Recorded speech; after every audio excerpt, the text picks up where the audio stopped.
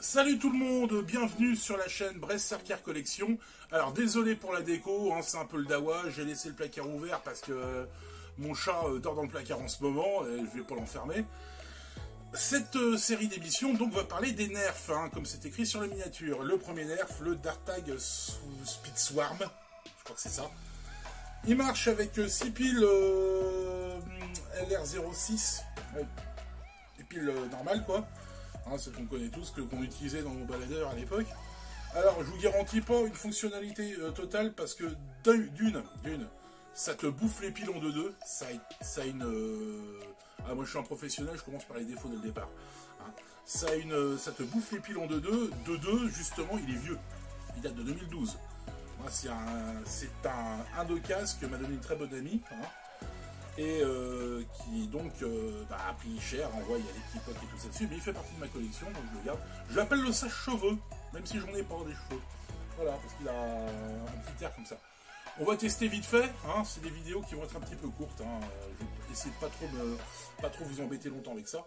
On va l'essayer vite fait, on va voir ce que ça donne. Je garantis forcément un effet Bonaldi, ça veut dire qu'il marche pas, comme il est vieux. Des fois de temps en temps je suis obligé de tapoter dessus pour qu'il marche, on va voir. Ah bah voilà. Ah, ça veut pas marcher. Ce qui est intéressant, c'est que... Allez, vas-y. Voilà. Et je soupçonne déjà d'avoir plus de piles. Hein.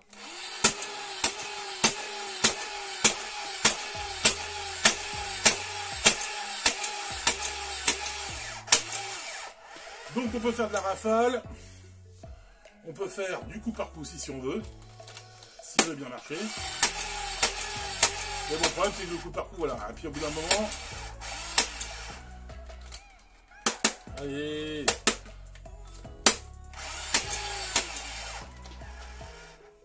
Et par contre on y râle. Voilà. Il patate bien par contre. Il patate vachement bien. Hein. Mais bon, vous voyez, c'est un système, c'est par chargement par le canon, hein, voilà. Hein, avec truc rotatif, donc pour jouer à la roulette russe, c'est pas terrible. Alors, autre particularité que je n'ai pas, c'est que ce sont des fléchettes avec des embouts en velcro, voilà.